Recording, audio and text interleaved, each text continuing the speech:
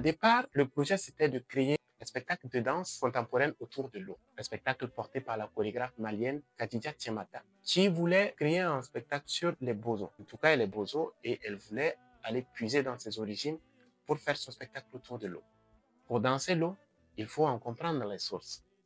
Donc, c'est ainsi qu'a commencé une aventure passionnante, plus large que prévu, une recherche à la fois documentaire et artistique. Nos recherches nous ont d'abord révélé que les origines du peuple bozo remontent jusqu'à l'époque du néolithique, à plus de 6000 ans dans le Sahara.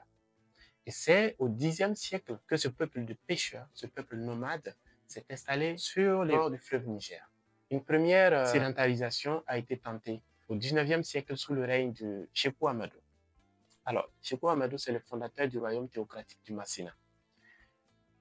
Mais ce n'était qu'une sédentarisation à moitié. Parce que, comme on peut le voir aujourd'hui encore, c'est un peuple qui bouge énormément.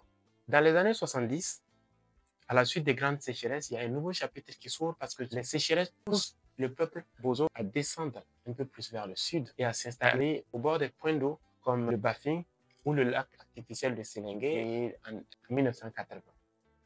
Tout en menant ces recherches-là, nous nous sommes rendus compte qu'il y a énormément de mouvements de peuples dans l'histoire ou aujourd'hui, d'où on peut tirer l'explication sur les modes de vie des populations aujourd'hui.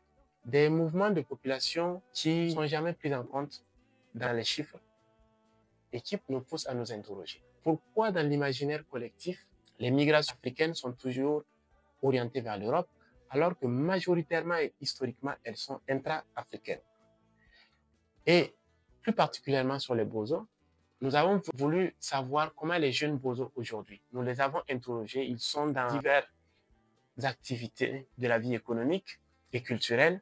Nous les avons interrogés pour savoir quel est leur rapport aujourd'hui à leur culture du nomadisme, quel est leur rapport à la mobilité, à la terre, à l'eau, comment est-ce qu'ils vivent aujourd'hui leur lien avec leur culture bozo, pour pouvoir comprendre l'impact des croyances partagées autour de la mobilité sur l'activité économique des jeunes sur le continent.